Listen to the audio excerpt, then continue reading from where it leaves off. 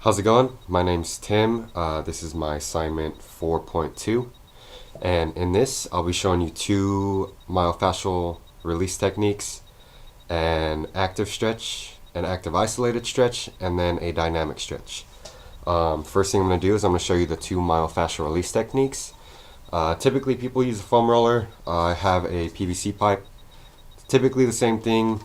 It's a little harder. Don't recommend using it every time you do these techniques, but it does help every once in a while. Two release techniques we're going to do is for our quads and then for our calves. So for the first one, we're going to do our quads. To do this, we're going to go from joint to joint. So we're going to go from our hips down to just right above our knees. The whole point of the myofascial release technique is releasing the fascia that covers your muscles. You don't want any knots in your muscles at all. So this is a great tool to help. For our quads, what we're going to do is pick the leg you want to roll out. I'm going to do my right one, so I'm putting my right leg towards the end of the roller. Your left leg is going to come in front of the roller, and then you're going to put your quad right above or right below your hip, down on the roller. What you're going to do now is you're going to use your forearms to start rolling out your quads. Now what you want to do is you want to find the tight spot in your quad. When you find it, you'll know when you find it because it hurts. Hold it there for 20 seconds. Now when you're holding it there, you want to take in 3 deep breaths in and out.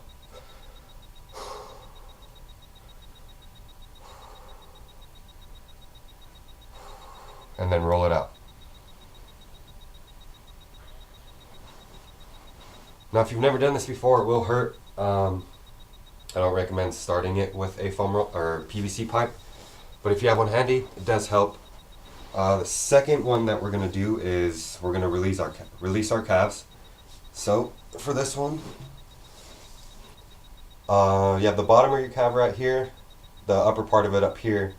What we're going to do is we're going to start right in the middle of it. Now for this one, put it right in the middle of your calf, and you're going to put your leg on top of it for added pressure. Now instead of rolling it back and forth, what we're going to do is we're going to roll it from side to side. Now same thing with your quad. When you find that tight spot, hold it there. Same thing with the quad, you want to hold it for 20 seconds. Take deep breaths in and out.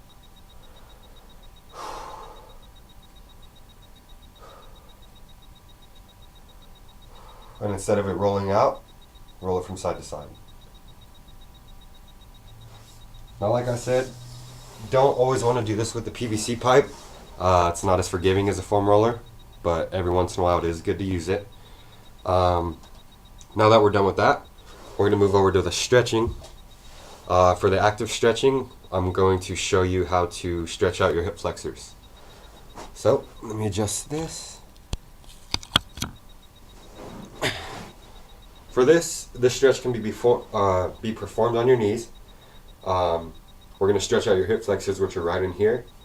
What you're going to do, pick a hip flexor you want to stretch out first. I'm going to stretch on my right. You're going to take your opposite leg, put it right in front of you, and then the opposite arm, you're going to hold it up.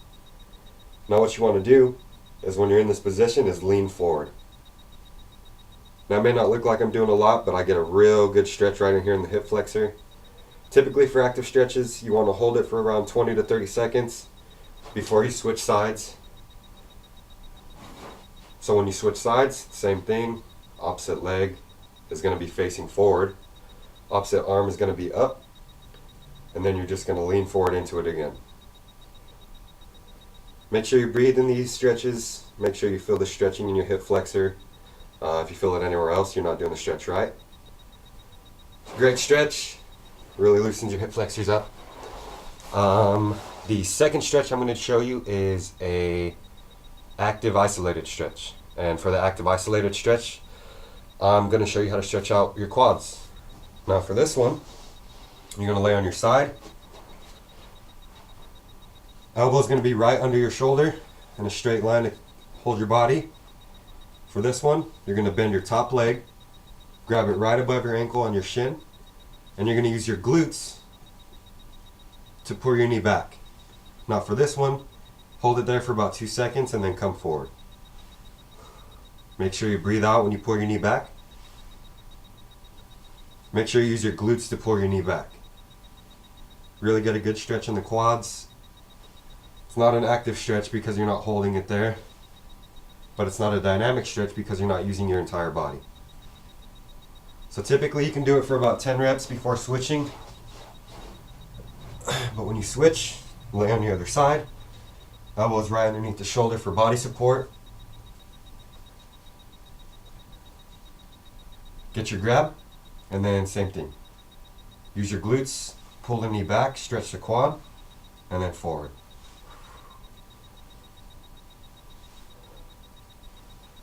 Really stretches your quads out. Great stretch. First time actually doing this one, but I really like it. So that was our active isolated stretch. So for the last stretch, I'm going to show you a dynamic stretch. My dynamic stretch will be stretching out your shoulders. I played baseball in high school, so I did this stretch a lot. And they're called arm circles. It's pretty self-explanatory. You want to hold your arms up and just start making small little circles going forward. You can increase the speed a little bit if you want. Typically, you want to do this for about 10 to 15 seconds before switching direction. Now you'll be going backwards.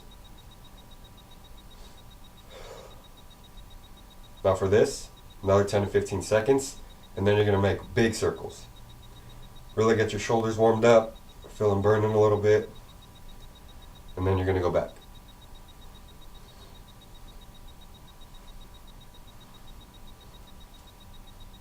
Alright, so that's it. That's my assignment. Showed you the two myofascial release techniques for your quads and calves. Showed you how to stretch your hip flexor with an active stretch, active isolated stretch to stretch your quads, and then the dynamic stretch to stretch your shoulders. So, hope you enjoyed. That's it.